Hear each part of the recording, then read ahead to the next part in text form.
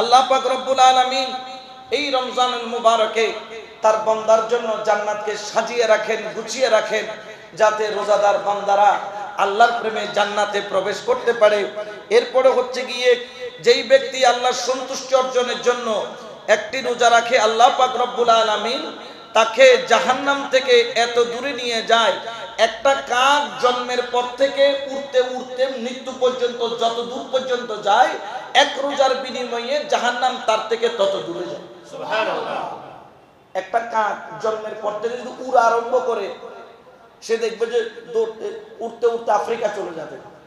মৃত্যু পর্যন্ত উঠলে যে পরিমাণ দূরত্ব অতিক্রম করবে সে, আল্লাহ একটা রোজার বিনিময়ে জাহান্নামকে তত পরিমাণ তার বান্দা থেকে কি নিয়ে যাবে?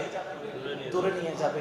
আল্লাহ পাক এই রমজান খুল্লা আল্লাহ পাক রহমতের বাগান খুলে দিয়েছে, কিন্তু একটা জিনিসের কারণে শয়তানও বন্দী, জাহান্নামের দরজাও বন্ধ।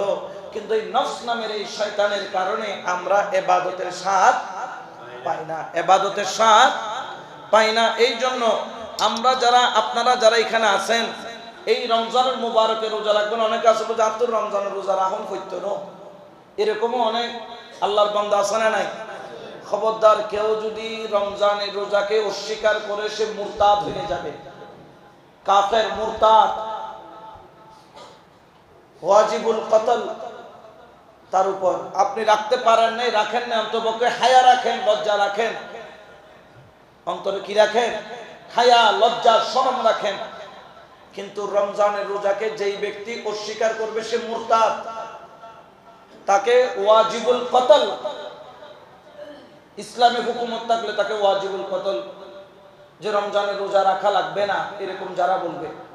এই জন্য রমজানুল মুবারকের রোজা আপনারা রাখার চেষ্টা করবেন।